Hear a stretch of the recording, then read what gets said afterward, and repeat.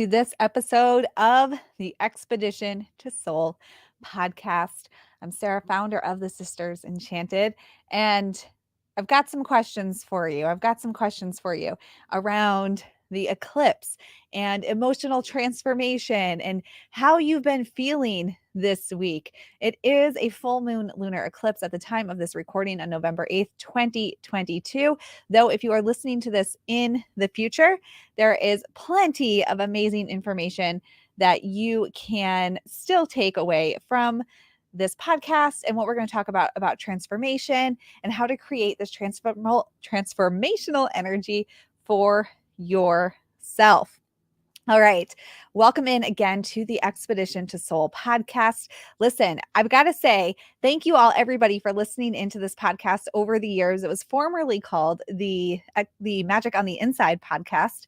And we changed the name earlier this year to Expedition to Soul because that's really what we're doing here, is taking everybody on an expedition to soul. And it's our hope that you'll continue that expedition to soul and become part of our enchanted journey and join us in our membership or our higher tier small group program, and let us get to know you and work with us there in those programs and groups with community members and peers to bring your next life into being. If you have any questions about joining us in one of those groups, just let us know. Send us a DM or an email and we will help you out.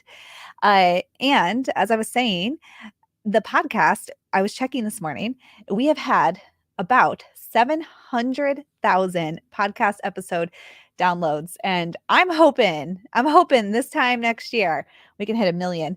But it has taken us some time to get to that 700,000. So that's a jump there.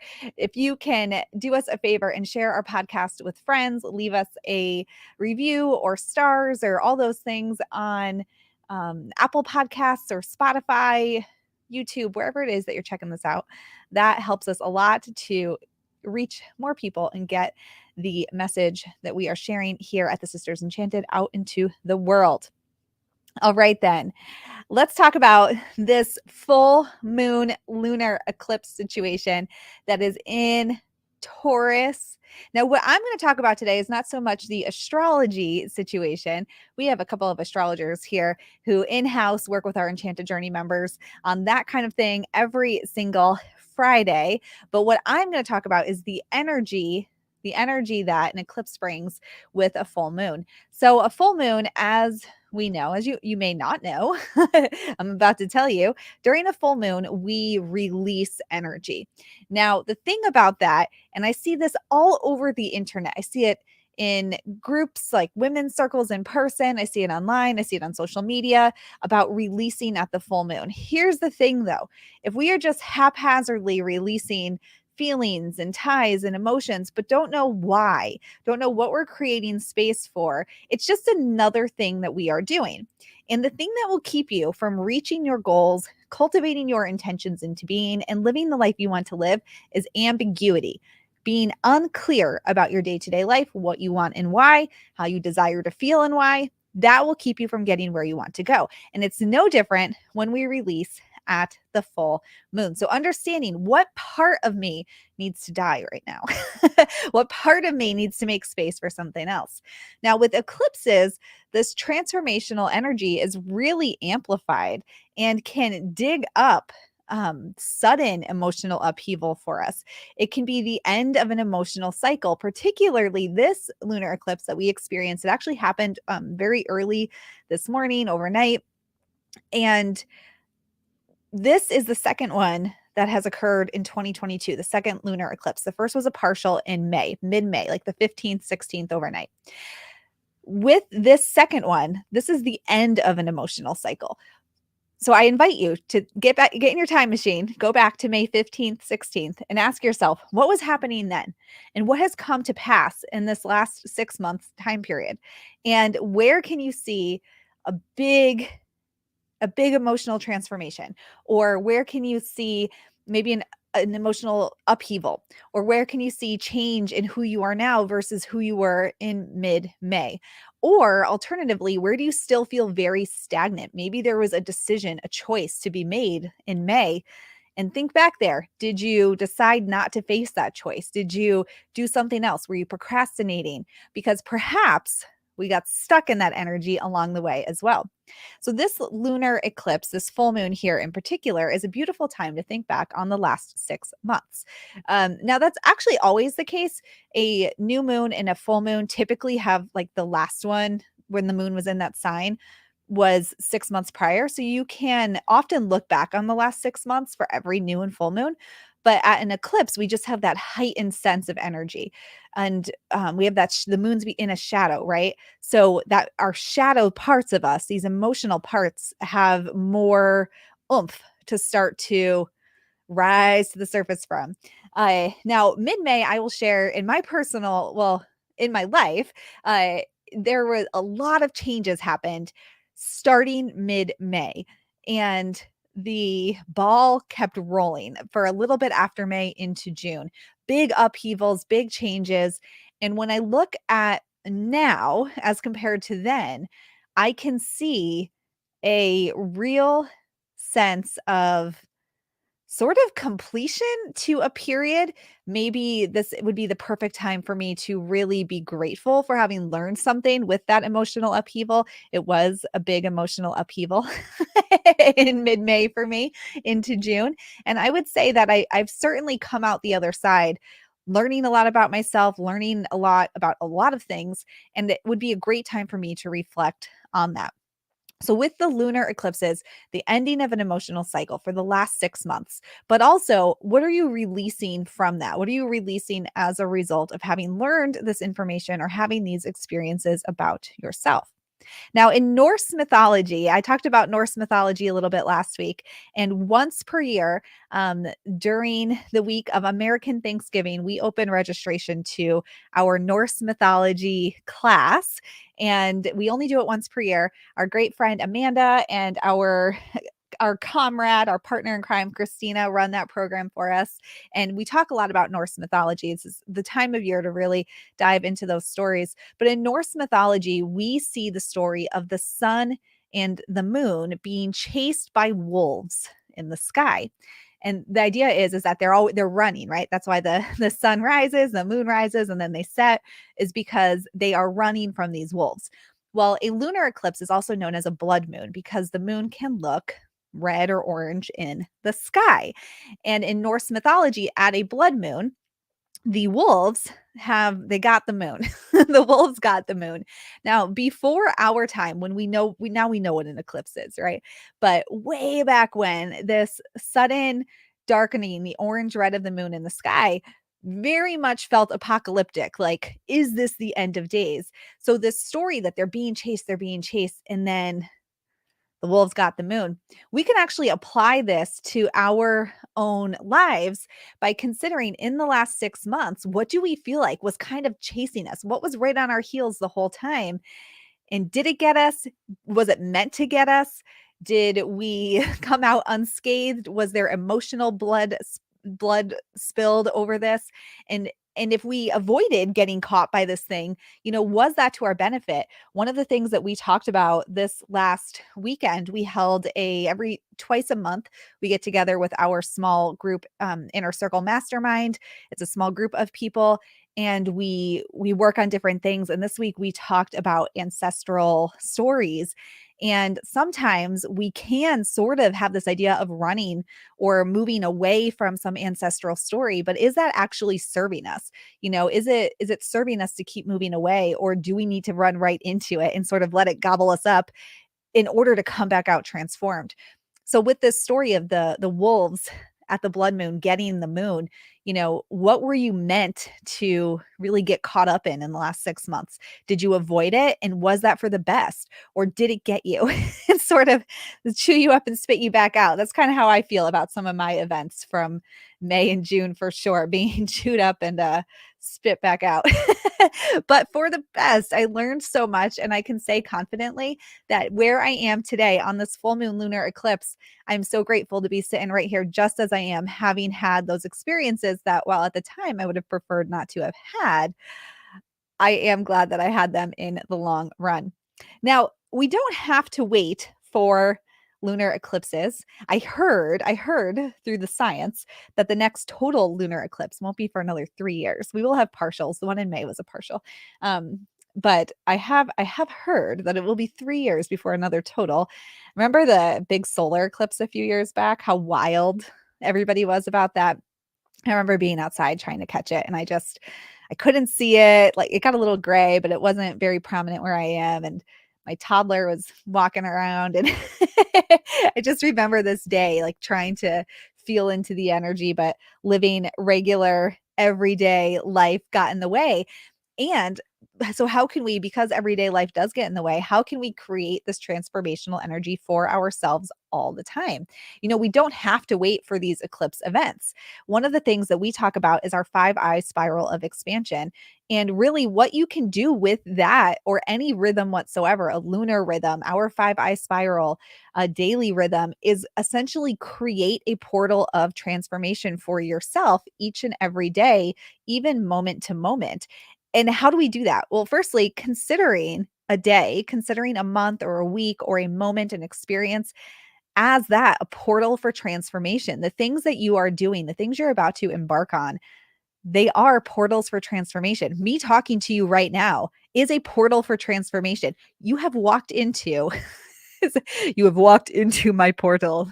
You have walked into an opportunity to experience something and come back out the other side with an idea, a thought, a feeling that has changed you.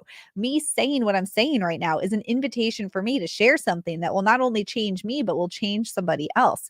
So we can create this transformation without waiting for the next eclipse, or the next big astrological event. Though, believe me, I love me some astrological events. I totally live for knowing what's happening in the sky. And as soon as something goes haywire, I want to know what has caused this chaos, and I want to banish it for good. But we can create this transformation for ourselves. When you're thinking about entering into an experience, asking yourself, you know, what is it that I want to get from this? How am I entering this experience, and how am I exiting this experience? So, how am I entering this experience, and how am I exiting the experience? And thinking about that in advance. So when you entered into this, listen to what I'm saying right now, did you enter into this thinking, all right, I'm open to hear something new today? Or were you just kind of like, oh, what is this? I don't know what this is. I've stumbled upon it. That's two different conscious ways of entering a situation. The same when you go to work, the same when you talk to your partners, your parents, your kids, your neighbors, your coworkers, whoever that is. Everything is an invitation to enter an experience consciously, just like it is when we set intentions with an eclipse situation, or any new moon, any full moon, anything like that, or releasing at a full moon.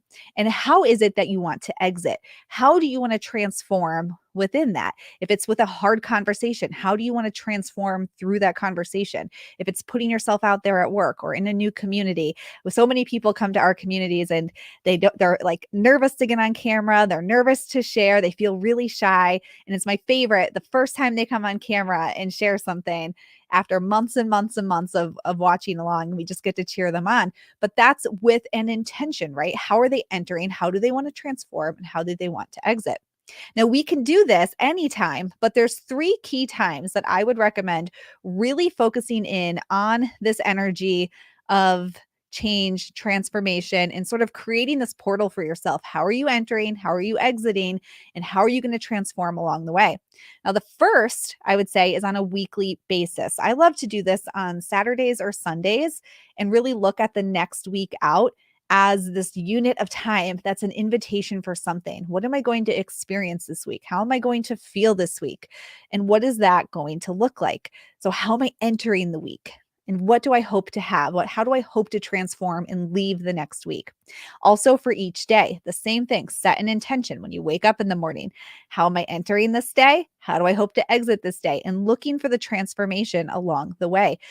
Our lives are so filled with ambiguity, lack of clarity, just going with the motions, not taking control of things, right? That transformational opportunities are happening all the time, but we don't see them because we're not looking for them. So being open to seeing them.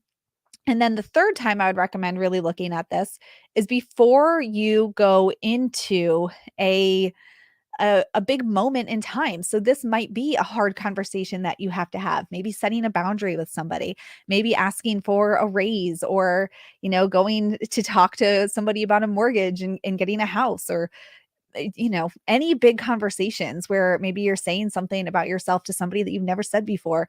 And these opportunities are definitely transformational moments. But when you go into them considering the same energy that you look at an eclipse with, in that you can create that energy, right? You can create it in those moments. How am I entering this? What's the transformation going to look like? What am I looking for here? What can I keep my eye out for?